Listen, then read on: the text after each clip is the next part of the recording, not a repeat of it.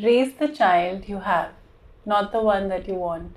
This is something I read a long time back and it really resonated so deeply with me, considering I was always at odds and confused to say the least with the way the society functioned.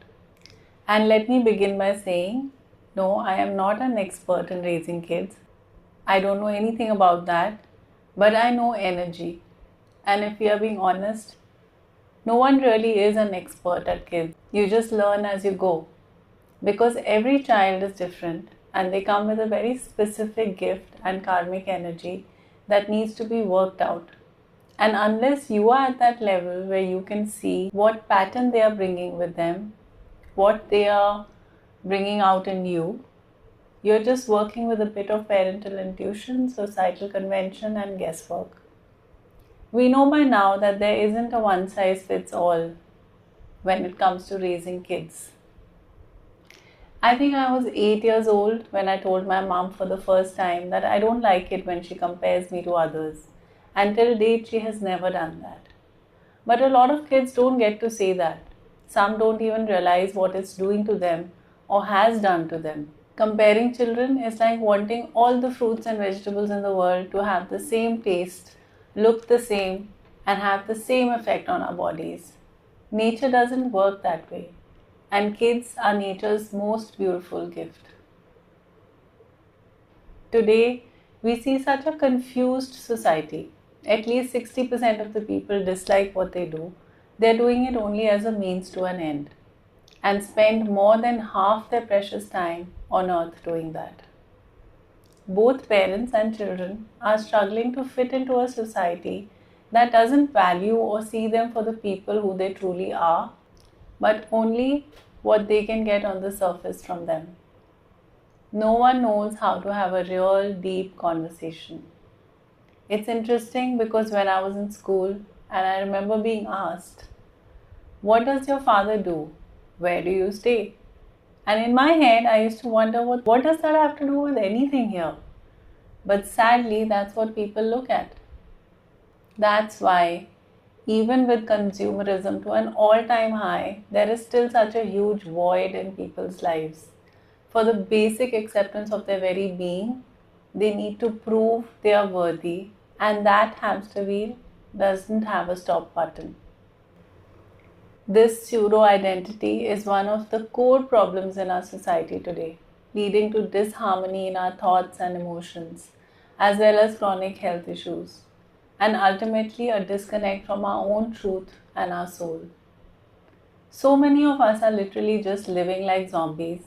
We don't even know if the chase we are after is truly what we want, or the only thing that we are doing is polishing our ego. It's time to change the way we look at ourselves and our children, because children are a product of their parents' strength and weaknesses. Thanks to social media, children have access to a wider range of thought processes and have started thinking for themselves. Good or bad, that depends on the direction that they have been guided into, but it still has scope for them learning something outside their immediate environment. What happens when children start thinking for themselves? It becomes difficult to control them, which becomes a challenge for society and parents who expect to control every aspect of their child's life, sometimes for personal needs and sometimes for the society image. The best thing you can do is to teach them to connect to their heart so they know the difference between what is real and what isn't, and then just trust them to explore for themselves. Even if it isn't what you want for them, a child needs to know that it can spread its wings and still have a ground to land on. For what experience teaches you about yourself, nothing else can. Most children of today are light bringers. They are very advanced souls who are coming in with a higher wisdom that this changing world requires, especially what we label as ADD, autistic, ADHD. If you knew the light that they were bringing on our planet, this would not be treated as a condition but a blessing. Yes, they will challenge your need for control and the need to fit in or be accepted. But maybe they aren't the ones that need to change. Maybe it's us who needs to adapt to the energy they need around them. changing the world one step at a time. Their voices, when they speak, cry, or even shriek, their presence itself is changing the world. Sometimes they need to do that in order to clear the heavy energies around them. If only we could sense what they need energetically, we can make life much better for them and ourselves. And I'm speaking out of my experience of healing these children. They don't need healing, they need space to express themselves fully and completely and bring what their soul needs for this world. We as a society also highly undermine the effect of what a child's presence itself does to our home and surroundings.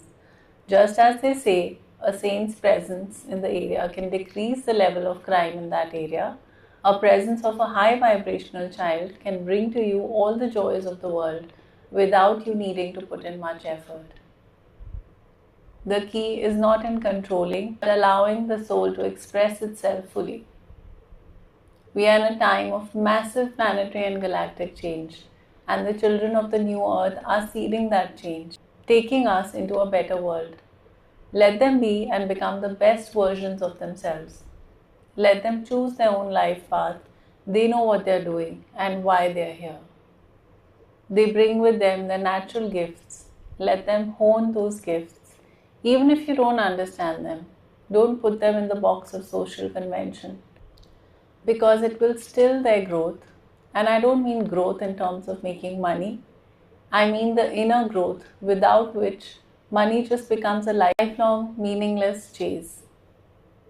Yes, money is a very important tool, but it can never fill the void your soul longs for.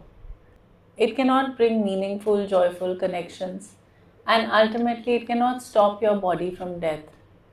But a life lived true to your soul's purpose is a life truly fulfilled and enjoyed. The best thing we as parents and teachers can do is to help them align to their higher truth, the heart. Teach them to connect to what feels right for them, as that will sharpen their discernment towards the external. And in this time of excessive information, discernment is a true gift and necessity. And for that, we have to first learn to operate from a place of faith and love and not fear or ego. On this note, I would like to end with one of my favorite poems from Khalil Gibran's book called The Children. My mom used to read it to me when I was 8, 9 or 10, I can't remember. But it was the foundation for our relationship. I'm going to read from the book. And a woman who held a babe against her bosom said, "Speak to us of children." And he said, "Your children are not your children. They are sons and daughters of life's longing for itself. They come through you, but not from you. And though they are with you, yet they belong not to you. You may have given them your love, but not your thoughts, for they have their own thoughts. You may house their bodies, but not their souls, for their souls dwell in the house of tomorrow, which you cannot visit, not even in your dreams. You may strive to be like them, but seek not to make them like you.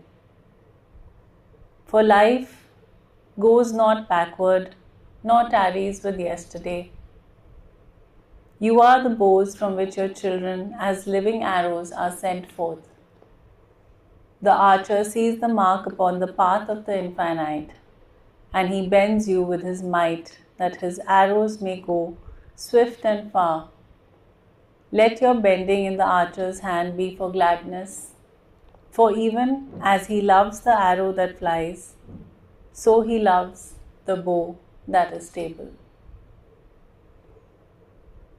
Have a nice day. Thank you.